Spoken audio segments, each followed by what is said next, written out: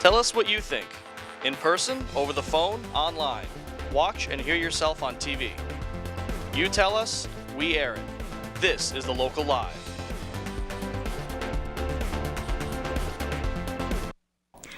Good evening, Larchmont and Mamaroneck. It's 7:30 and you're tuning in to the Local Live.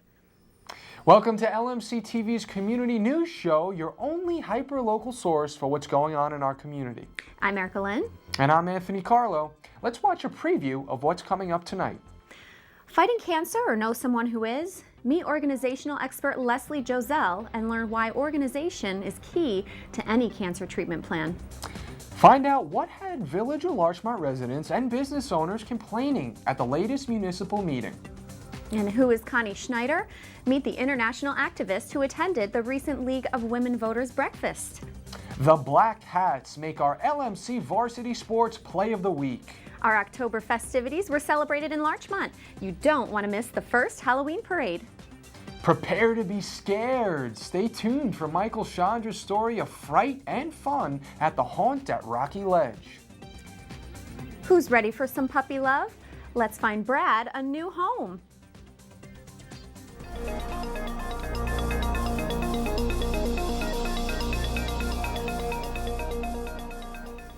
At the Village of Larchmont Board of Trustees meeting on October 20th, residents of our community expressed concerns over the Palmer Avenue Streetscape project. Their complaints regarded project construction affecting residents and business owners located on Chatsworth Avenue. September and October, it looks like a train wreck, and it still looks like a train wreck, and there's nothing being done about it. No coordination on cleanup. There is no concern about safety.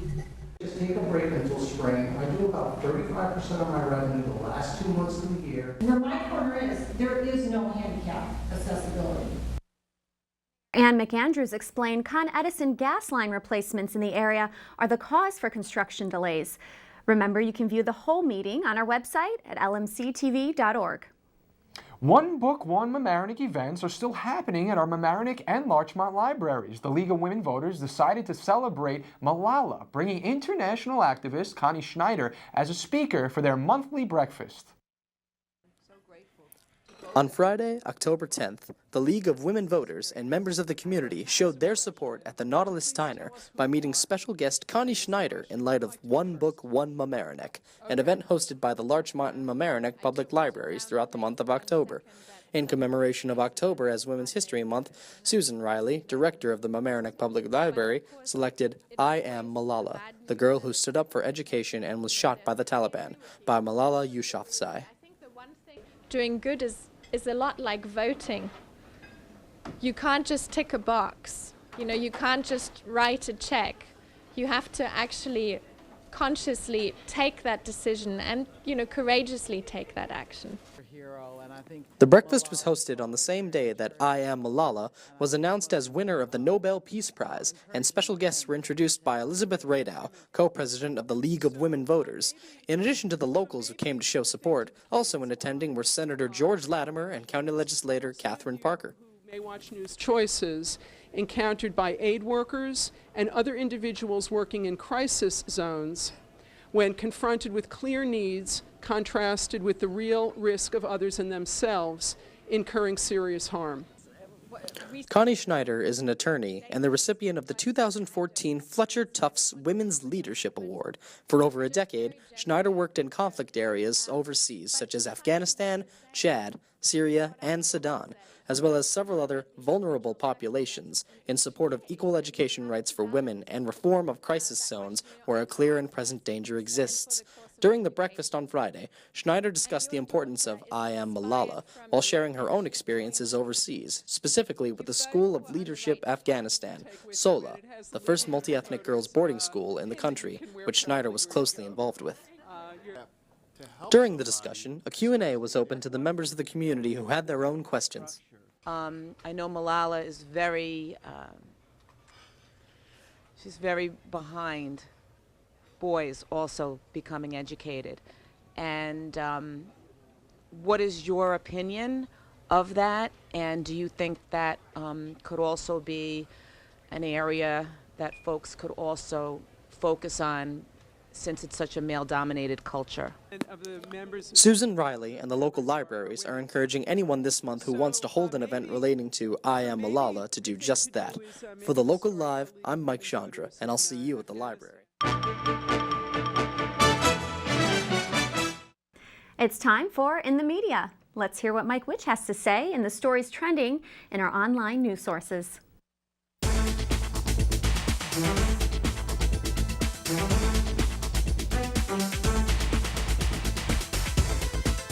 The October 17th issue of the Mamaroneck Review spotlights two first-time candidates for village trustee, Dave Finch and Stephanie Lividini.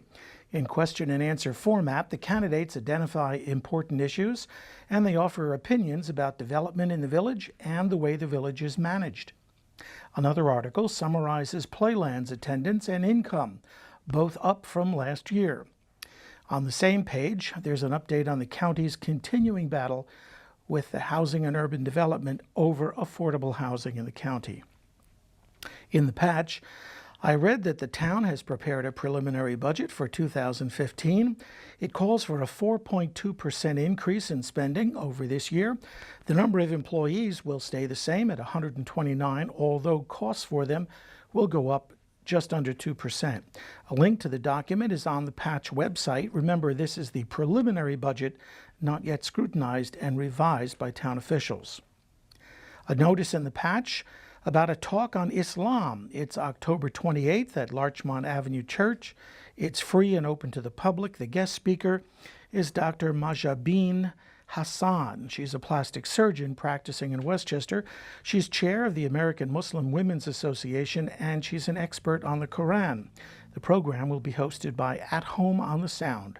Refreshments at 3:30. The program begins at 4. Our congratulations to Philip Bellingham. He's a paramedic with the Larchmont Volunteer Ambulance Corps. He was honored for 30 years of service at a Mamaroneck Town Council meeting. The proclamation was presented by Supervisor Nancy Seligson. The Larchmont Ledger put his picture on their front page, and read all about it in the Ledger. Walters marks 95 years of service with a series of events this weekend, including 95-cent hot dogs on Customer Appreciation Day, Monday, October 27th. The Journal News tells the story in their October 22nd edition. The Mamaroneck Daily Voice reports on the Hommocks Ice Rink reopening after renovations. And in the same edition, good news, Emily McCarthy is among the semifinalists in the Siemens competition. She's a senior at MHS, a student in the original science research program. Well, those are some of the local stories that caught my eye this week in the media. I'm Mike Witch.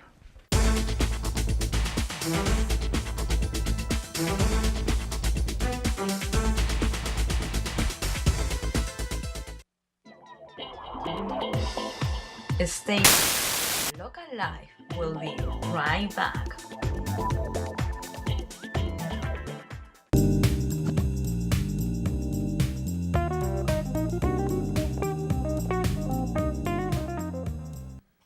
October is Breast Cancer Awareness Month, so we're discussing what to do if and when you get that diagnosis. I'm Maura Carlin. With me is Leslie Josel. To talk about how Leslie is an organization expert and founder of Order Out of Chaos. She's also a co-author of the book about managing your diabetes. Leslie, thank you for joining us. Oh, my pleasure. Thanks for having me. I mean, you've said that part of every cancer treatment plan should be an organization plan. What do you mean by that? Well, I think when you get diagnosed and it hits you like a ton of bricks because you're going along in life and you have all your, basically you have your ducks in a row, and now you have to fit this in as well. So the best way to stay in control is always to get organized. Well, and most women or adults generally get that diagnosis or bad news when they're alone. I know. I imagine that must pose some problems for hearing what's going on, taking notes if you're in shock or upset. Well, I think the first line of, call of duty you have to do is take as much notes, even though you are an emotional wreck and you've been just hit with this news, as much as you can get, information down, you have to. But I think usually what would happen is subsequently as you go on, the best course of action is to always bring somebody with you. You want someone else to be that note taker so that you can at least listen with all, I always say listen with eyes and ears because you need to, and have someone else taking scrupulous notes for you.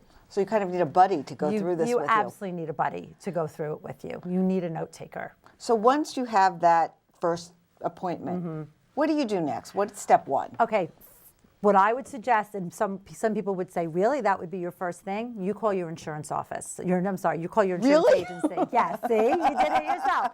You call the insurance agency. You want to call them for two reasons. Number one, you want to call them because you want to make sure you know exactly what's covered under your plan, because you're about to go through, whether it's second opinions, maybe a biopsy, chemotherapy, radiation, whatever your plan, medication. So you need to know exactly what your plan is going to cover, because we know that information is power. And the second thing you might want to ask for, believe it or not, is a case manager. Some insurance companies will actually assign you a case manager if you've been diagnosed with a serious illness, and they can almost run interference with you if, let's say, something isn't covered or you don't feel that maybe you were charged correctly. It's just always good to have one person, if you can, deal with at the insurance company. And you feel like you can trust them? And most of us are a little wary. Well, you're going to become best friends with your insurance company. Unfortunately, you've got to get into bed with them, so you might as well have one person only that you're sleeping with, as opposed to calling every time and having a different person on the line. It's good to know that there's one person who probably knows your case, knows that case number, and can help you out along the way. And with a direct phone number, so you don't have to go through. Exactly, and some will absolutely give you their direct phone number when something like this is going on. Absolutely. Okay. I know you've told me before that you've thought it's important to be, or at least feel, you have some control over the situation. You do, because everything else is so out of control that what you want to do is try to get as much in control, and try to get as much in control prior to maybe things really progressing, whether it's surgeries or chemotherapy treatment or radiation. So I think there's two ways to go when you get organized. One is to get organized within your own home. And I brought you something today that we always say, this says Josel's on it, but it's a command central. And I'm old school. I believe in binders because this way everybody has access to the same information in your home. So it's easy. You can just lift it out. You can see I just made some tabs here. This is just some notes, but you can see some tabs. Everything from instructions maybe on how to run your home. So for instance, if you have to pick up, if Sophie goes to ballet class every Tuesday, and part of that is she needs certain items that have to come with her, and you have to pick up Mara with her. If you're feeling unwell that day and grandma or a caregiver is pitching in, the information is right there for somebody else to get to if you're feeling unwell and can't describe everything that has to happen. So this would be a book to be kept at home? In the home. With, exactly, your neighbors, all the kids' doctors and dentists, their coaches, their schedules, everything. Even friends maybe you have that someone in the house can call on in case they're needed to pick up your daughter at the last minute or run to a grocery store for something. So friends that you could call, school schedules, after school schedules, even shopping lists can go in here, things like that, so that if you're not feeling well or you're not in a place where you can be contacted, someone else can easily pitch in, whether it's grandma or whomever. So this can help organize your family. Exactly. And I think that's really important. You're going to need someone else on occasion to step in. You're not going to be able to be there possibly the way you used to be. What about, you've got to figure out what your treatment's going to be. Okay. And whether you need another opinion. Right. Now that, I feel, is a much bigger organizational project. And I'm going to keep going back to this. I prefer everything going into a binder. Because my feeling with a binder is you can take it with you. And some of the things you're going to be taking with you are not, you can't easily put into, let's say, an electronic organizer. But if you are a techie and that's your thing, then by all means, find the techie program that's going to work for you. But you're going to set up a binder similar to something like this, and you're going to keep in there everything from your lab records, doctor's notes, blood work, all of that stuff. But there's 3 key things that I think set it apart. Okay. Number 1 is a calendar. Have to have a calendar in there that is just for your treatment and diagnosis alone. And you're going to record on certain days if you tried, let's say, a new medication or a new food, or you were feeling unwell. And this will provide you with almost like a natural medical history, so that if a doctor asks you, when was the last time you did this, or when was the last time you took this, or when was the last time you felt this way, you have your go-to. And you would do it as a calendar? Absolutely, as a calendar. Not as notes? No, because a calendar record. really gives you that visual feel of how long something's been happening. 2 weeks, a month, 3 days ago, you really can see it. You can also see it in the sense of, let's say you started a new medication on Monday, and let's say by Wednesday you were not feeling well, it allows you to kind of see everything all in one glance. And then I think you should also have in there business card holders and CD holders. Anytime you go to the doctor, hospital, lab, radiologist, grab that business card, because inevitably you're going to need to call them for some reason. You know what I mean? Get a report. Right. And then lastly is a CD holder. You're going for an MRI, any type of imaging. You want to get 2 CDs. Yeah, I think we talked about that, right? Yes, we did. Absolutely. Quite important, because you do have to give them out, or at least let them look at it while you're there. Exactly. So one for you and one that you might give out. Right. Okay. As you're going through the diagnosis, I know a lot of people who've done inordinate amounts of research. What do you do with your research materials? Do you take notes? Well, I think that's why talking to people? Well, again, I think it depends on if you're a techie or a binder girl. Some people, if they're techie, will maybe start making folders, let's say, in like an Evernote or a Dropbox where they can keep everything.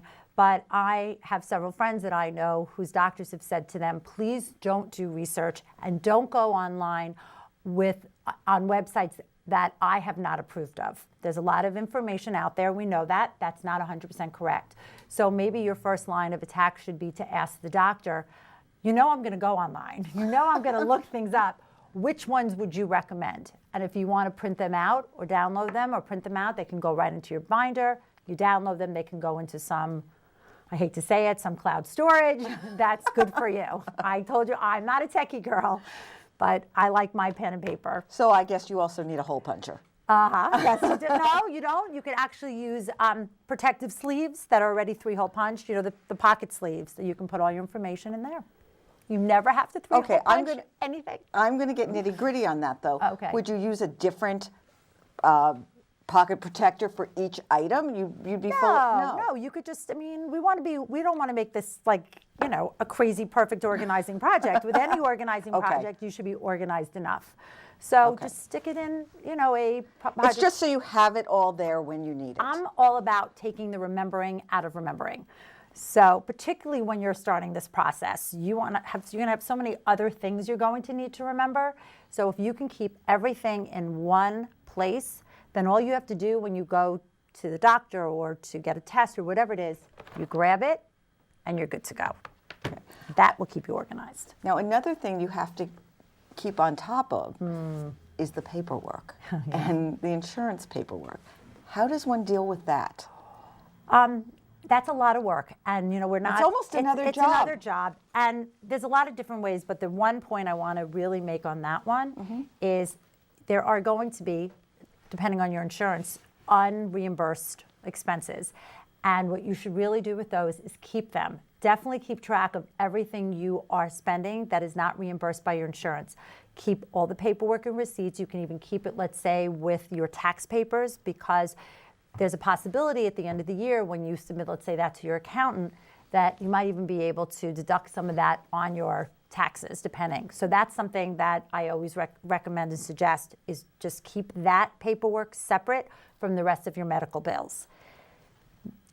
My feeling about setting up medical bills is depending on what you're used to. I like to have maybe a small file box right on top of the desks with certain files, bills to pay, bills you have paid. So again, everything's in the same place, and you can kind of compare what's been paid, what's been submitted to the insurance company, and so forth. But invariably, there will be something you submit that comes back requiring more information, and you feel like you have to start the process over again. Is there any way to streamline or cut through that? It depends again on the type of, what kind of filing system you're used to. Some of us are pilers, some of us are filers. You've heard me say that. Some are revealers, some are Right. concealers. So again, depending on what system my overall recommendation would be whatever you are already doing, do that. Because you're not going to want to recreate the wheel at this point. You want to basically lob onto something that already works for you. So it's just a natural progression. So if you're used to files on top of your desk, or let's say files tucked away, or whatever it is, however you keep your medical bills as is now, just add on to that. Now, chances are you're not feeling very well. No. Should you farm some of this out to someone else? That's your own call. That's my answer. I would never feel comfortable doing that because, again, You want control. I want control. I want control. And I am also so detail-oriented that I'm going to be the one to be able to look at that bill and say, this doesn't look right, or I wasn't given that service, or they didn't really reimburse me correctly. I've already done my deductible. Not everybody feels that. If this is not in your wheelhouse, like the more paper for me, the better. That's just who I am. But if you're not, then by all means, give it to somebody else to do. Now, one of the things that comes up a lot, your friend is diagnosed. Yeah. What can you do to help them without creating more work for them? You don't want to create more work for them. And here's an interesting thing. We all think when you have a friend who's been diagnosed, make them a meal or help to take them maybe to a doctor treatment. I actually know someone that actually made a binder for their friend. They bought all the supplies, made up a binder, and handed to them and said, here, I know you're a binder girl, I know you're a paper girl, here's a binder for you to use for when, and everything was in it, the tabs, the calendar, the CDs. And was that appreciated? She loved it. She thought it was fantastic. Here's my feeling on, you have to find the balance and really take your cues from the person that's been diagnosed. But rule of thumb is, even if they don't want your help in the beginning because they've just been diagnosed and they don't even know what they need. And that's a big thing. They don't know what they need sometimes. Right. I just had a friend who was recently diagnosed and all we wanted to do was make meals. And she's like, I don't even know yet what I'm going to feel like eating. So let's hold off on the meals until I feel a little bit better down the road. So don't give up on that friend. Just because they say at the beginning they don't want your help doesn't mean a month down the road, 3 months down the road, when they might be in the middle of a heavy duty treatment, that they still might, now they might decide they really do need you. And if they are willing to take your help, let's say providing meals or running errands, is there a way to get it organized so this person just knows things are taken care of? Absolutely. We're lucky to live in a world where everything has a website these days. Oh, we're getting off the paper now. We're getting off the paper now. So first of all, the rule of thumb here is there should be one person in control, one person being the go-to for that person, so that 50 people aren't calling and saying, I want to make a meal for you Tuesday. Is that okay? I want to make a meal for you Thursday, because that's just more work for the person who's Right. Going through everything. So have one person be the keeper of the door. And you, the patient, have to say that. Exactly. But there's there's websites. In fact, I brought one today called takethemameal.com. So that one friend can send it out to 50 friends, and there's a schedule. They can put in not only when they're making the meal, Right. what they're going to make, if the family has allergies, if they prefer certain foods. And what's lovely is the family will get they'll get an email every time it's been updated. And they get it, not only that, they also get it the day before, so they know what time and what's coming to them. It's a great, great site. Okay, do you want to tell us that website again? Yes, it's called takethemameal, all one word, .com. That's my Okay. favorite. Yeah, it's fun, right? It's great. That's It's a great so idea. Wonderful. And you said you should, even if your friend doesn't want your help initially, you should come back. Come and back. ask. Right. And there's ways, maybe by email, not by phone. Sometimes we feel a phone might be too invasive. Send an email. I'm thinking about you. Maybe you'll be up for some meals next week. Let me know. Same thing with, do you need us to take you to the doctor, pick up a prescription, grab something at the supermarket? I'm not saying, look, you also have to decide what your relationship is with that friend. Right. I mean, we all have friends that will bang down our door regardless of what we say, and you should.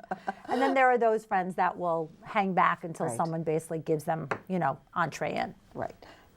There are I believe, some local organizations that can help you if you don't live near your family or you're new here or you just... Absolutely. We are very blessed, I think, to live in a community. We have two amazing organizations. One is called Friends of the Family, and one is called Cancer Support Team, and they will provide you with driving, meals, even daycare for your children. If you need to go for treatment, they'll drive you. It's free of charge. Not everybody is blessed to have, you know, a support team around them. That's what they do. That's It's wonderful. amazing. How do you get in touch with either of those groups? You can go on, it's friendsofthefamily.org and cancersupportteam.org. Okay. I know you'll find this hard to believe, but we're already running out of time.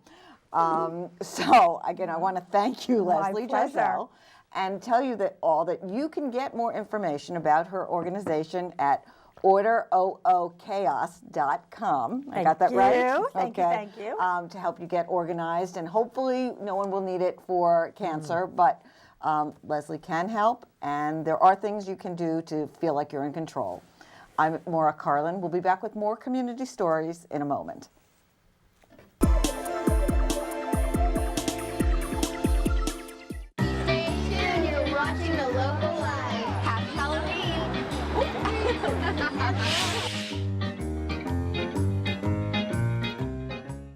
This week in sports, the Rhinebeck Black Cats already had a strong lead in their homecoming football game when Jake Sevion made a ridiculous one-handed interception to stall another Blind Brook drive. Here's the LMC Varsity Sports Play of the Week.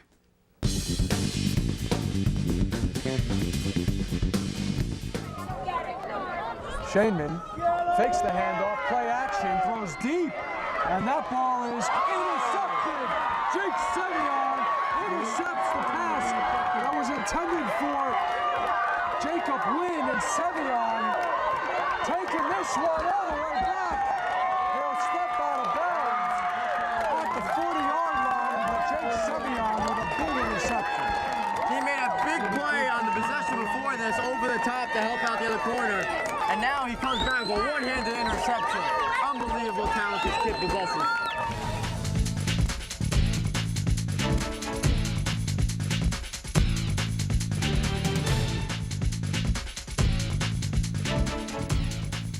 Just as my co-anchor pulled a hat out of thin air, Jake Sevion, he did the same at that game. I was at that game. I had the privilege of calling that game for LMC. Still can't decide on a Halloween costume. Get some inspiration as Erica Lynn takes you to the traditional Ragamuffin Parade.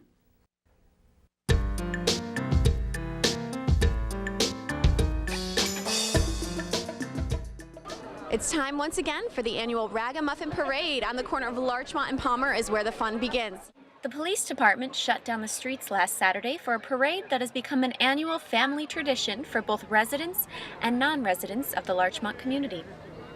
This 8-year veteran and mother describes. It's just a great community event, and as you can tell, everyone comes from everywhere, but it's just a really great part to be part of Larchmont. Joyce Callahan tells us more. It's sponsored by the Village of Larchmont with the help of the fire department. It's open to everybody, all communities. We have people who come from New York City to come, so it's a very big event. It's just a great opportunity for all the families to get out and do something together and have fun. We have the party every year, and everybody from the neighborhood comes, and it's just a nice gathering, cheerful, fun event. This year's most popular costume? Elsa. You're Elsa. Do you like Frozen? Is that your favorite movie? Yeah. One of the many Frozen princesses, she tells me her favorite part of the parade. People. I like dressing up and walking and seeing all the other people. Who are you dressed up as? I'm a cowboy. You're a cowboy. This ninja shows me his moves and what would be a parade without. A pepperoni pizza. You can see we have a great turnout today. There's probably over 2,000 people here. The fire department hands out hot dogs to the residents and attendees. The career staff is taking donations and selling T-shirts for breast cancer awareness, which is a good cause. And this is a great event for the community. We're trying to raise some money for the Susan G. Komen Race for the Cure. We're hoping to raise $4,000. Mayor McAndrews celebrates as well. We marched down Larchmont Avenue, starting at Palmer, all the way down. And the merchants were handing out candy on the way, and advertising and balloons. And so far, we've just had a fantastic event. We've had over 1,300 hot dogs so far. Interested in being a volunteer? Reach out to the Larchmont Fire Department. 914-834-0016. Leave your name and phone number, and one of the volunteer officers will get back to you promptly. Erica Lynn, reporting for the Local Live.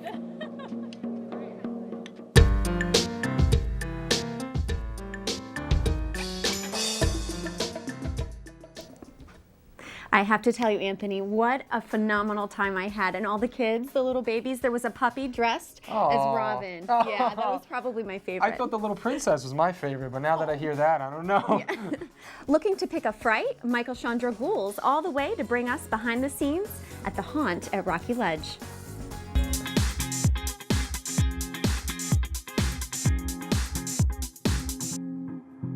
At LMC TV, we believe that you're never too old to be scared, and we seem to share that opinion with the owners of the Haunted Rocky Ledge, a 5-season haunted trail in White Plains. Who here is ready to be scared? That'll do. The Haunted Rocky Ledge is more than your average haunted house, but it's a full haunted trail in White Plains, celebrating its 5th season of scares. But this 5-year tradition didn't spring up from the grave overnight, as I found out from Mark Mancini and Matt Tuffarelli, 2 of the 4 co-owners at the Haunted Trail, who boast 15 prior years of fear experience. This is the 5th season we've been here at the Haunted Rocky Ledge, but previously we did a Haunted Dead End, which was at Mark's family's house in West Harrison for over 15 years, just on a Halloween night. We found a couple of really amazing people who are just about as much, if not more, into it than we are. So that's we've been pretty fortunate. What do you think you guys love most about this? I just love the scare. Adam, about you?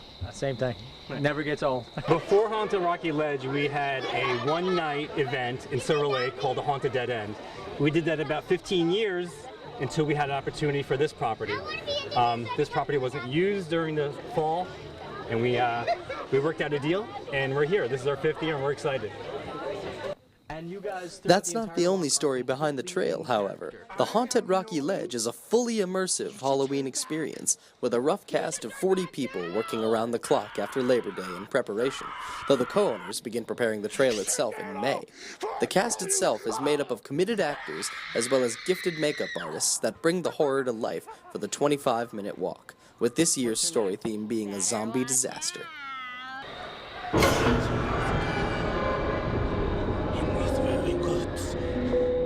It was a horrible, horrible train crash. No survivors. No records of the police. You see, ever since then, there have been countless appearances of the undead. What's it like working at the Rocky Though the time they have to prepare before each event is short, we got to take an inside look at how the artists craft monsters out of men and women in the makeup crate, featuring a wide range of terrors from zombies, evil surgeons, killer clowns, and much more. This is an inside technique right here. What you see on my forehead, that's all done with liquid latex and toilet paper. So now, this is a technique I invented called blood slap. It's usually when the actor shows up too close. So we put on a rubber glove, and I just go smack, smack, smack, smack, smack all over their face, give them a little around the neck, and then go to your spot. All the way down, blood slap it, get it all on there. Get a little more on the tie. On the tie, all right. On the tie. All right, and can you tell me a little bit about this horrifying creature behind us who I only know as Maggot? This is Maggot. This is his first year, and if you look on his mask, those are actually real maggots. Wow. And real worms that he grows in himself, and he attaches to his skin. That must take quite a dedication. When the prep work was over, the night had only just begun, and it was time for my crew and I to walk through the haunt at Rocky Ledge. Enter, if you dare. Strange viewers, just a few minutes ago, this was the very same makeup tent where we saw our artist, but now it appears completely deserted.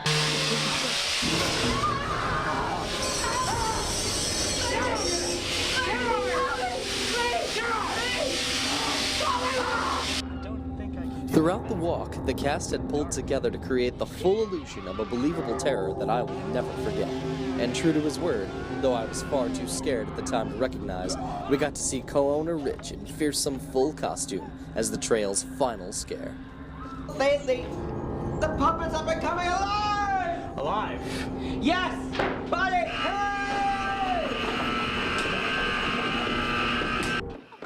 After I caught my breath, I caught up to a few brave souls as well to see what they thought of surviving the trail. Yeah, I was crying in the beginning. I didn't want to go in. What about your friends here? What did you guys think? They were very scared. Yeah, really. Some of them were crying, and then, yeah. Yeah. The guy with the chainsaw started running after me. I ran, like, there was no turning back. That was really scary. Chainsaws are really freaky. The last one's the worst. The one with all the turns is pretty bad.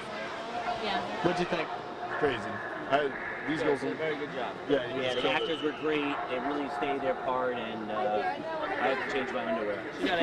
I've been to it twice. She's never been to it. Yeah, no. Twice, and you came back each time. How come? Was that good? Yeah, it was really fun. Looks like my crew and I survived the night, but if you want to test your own zombie survival skills, as the sign next to me says, the Haunted Rocky Ledge is open until October 26th, so be sure to come on by and see it for yourself. For the Local Live, I'm Mike Chandra, signing off.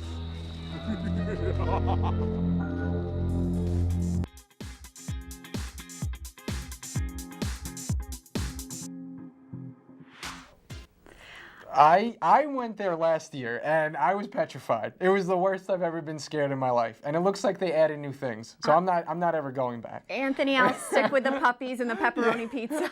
Let's move on to a happier topic. Brad is an adorable 35-pound, one-year-old male terrier mix. He is a good boy and very eager to please. He enjoys playing in the yard. He loves playing with toys, and he's working on his leash walking and housebreaking. One look at this cutie and he will win your heart. Brad is up to date on shots, neutered, and microchipped. To adopt Brad, please email petrescueny@aol.com or call 914-834-6955. Well, unfortunately, we've reached the end of our show, but tune in next week, Thursday, for a special live Reporters Roundtable. That's right, Mamaroneck Review reporter Alina Seriel and Mamaroneck Daily Voice editor John Craig will be talking about local politics as Election Day approaches. So you won't want to miss next Thursday night. And of course, folks, if you did miss this broadcast, you can always tune in any night this week at 7:30 p.m. to watch again. Channel 75 on Cablevision and 36 on Verizon. For LMC TV, as always, I'm Anthony Carlo. And I'm Erica Lynn. Make sure you stay tuned after the credits to view a promo for Spooktacular, done by our own Sunny Goldberg. We'll see you next week. Bye-bye. Tell us what you think. In person, over the phone, online. Watch and hear yourself on TV. You tell us, we air it. This is The Local Live.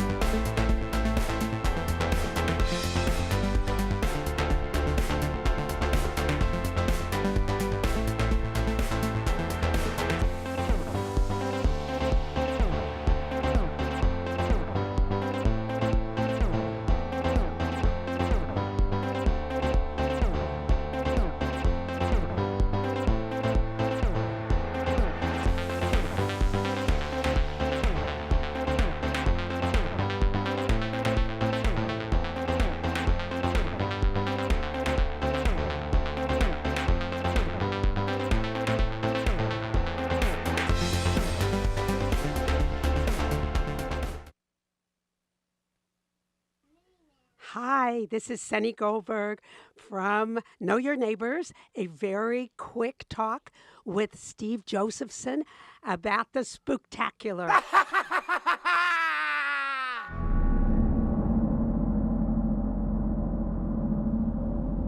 Hey, now I'm here standing with Steve Josephson, a face that should be very familiar to many, many, many kids in our community, owner of the Toy Box and Vice Chairman of the Mamaroneck Chamber and past President of the Mamaroneck Chamber. And future President of the Mamaroneck Chamber of Commerce. I'm here to talk about the 2014 Halloween Mamaroneck Spooktacular. Whoa! Come rain or shine, we're going to have window painting, we're going to have costume parades, both for children, adults, and kids. But it's in a different place this year, and everybody better know about it. Yes, this year we're not having it at the firehouse no longer. We got too big. We are now going to be holding it in the Mamaroneck Harbor Recreation Center. So the parade will start at Halstead and Mamaroneck Avenue, running down Mamaroneck Avenue, across Boston Post Road, and into the Mamaroneck Harbor Recreation Building. And you can come in your costume, which you must, with your dog or cat, your parents, anybody you want, and march down. And then we open the Spooktacular, 2 spook houses. One that's very, very spooky for adults and older children, and one that's lovely and nice for younger children. Lights on, correct? Correct. Lights on. This way we don't scare anyone. We make it a happy occasion for everybody, whether they're little, big, or even giants. Well, we don't want to say we're not going to scare anybody. We're going to scare the heck out of the adults and the older kids, which we've done in the past. But younger kids should get a wonderful enjoyment out of that, and the Kids Corner. And yes, not only are we having the Kids Corner where there's going to be crafts and pumpkin painting and all kinds of things and activities for children and even adults. We are having this year, we're expanding that the Westchester Applause Theater and the Westchester Sandbox Theater are going to present 2 different type of plays, each one about 45 minutes long. One is going to be at 3 o'clock and one will be at 4 o'clock. Now you can get all of this online. The Mamaroneck Chamber website is got the whole entire thing online, correct? Yes, the whole thing is online. And you can look at posters everywhere. You can come to the toy box. They've got flyers. You can go to the library. They've got them. And more importantly, it is such a community happening, and everybody's involved. It's all volunteers. And our community businesses have been wonderful in supporting this, as well as several of the people living in the area. And not just the parade, etc. Sal's gives us pizza for a pizza party after. It's a real happening. And we're giving out all kinds of Halloween trick-or-treat bags and all kinds of goodies.